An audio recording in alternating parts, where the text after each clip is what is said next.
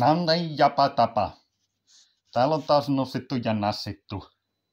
Sen on tähän piti tehdä semmonen oikein viimeisen päälle videon pätkä, että mitä siellä on tehty, mutta enpä jaksanut. Niin. Sinne on vaihdettu nyt kampiakselin anturia, siellä on vauhtipyörällä, on lukukehä ja siellä on VR-anturi ja sinne on pantu nämä halla-anturi, kun tuli semmoista suttusta höpäjää sieltä. En siitä ottanut selvää, antoi kun pisti laittoi kipinää tuolta testasi, niin tuli 2 kipinää peräkkäin ja se semmonen voi olla. Ja sitten on nassittu, niin kaasuläppää yritetty saada liikkeelle. Siellä on tehty velmut ja kelmut ja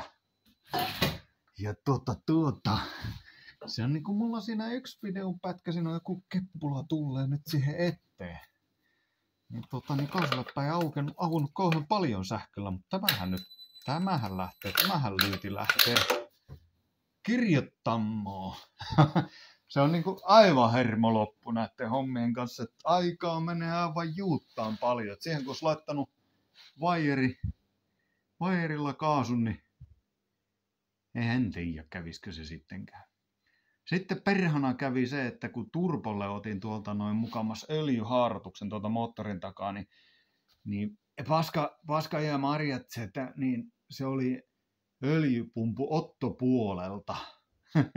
Yritin sitä ottaa. Ihmettelen, kun se ei tästä on jo jonkun aikaa, kun sitä kahtelin, niin ei lähde pumppaamaan öljyä ulos. Niin se, kun Otto-puolelta ilmaa hörrii, niin satanan paska.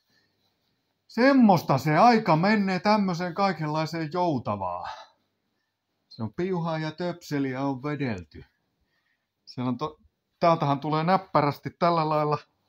Hallanturin johdot tulee tällä lailla nippu ja nappu, ne on tuolla, kun lähtee tuosta liikkeelle, niin ajaa yli niitten. Ei se sammu, se on ikiliikkuja se on. Tässä on meillä tarttipennaali siinä.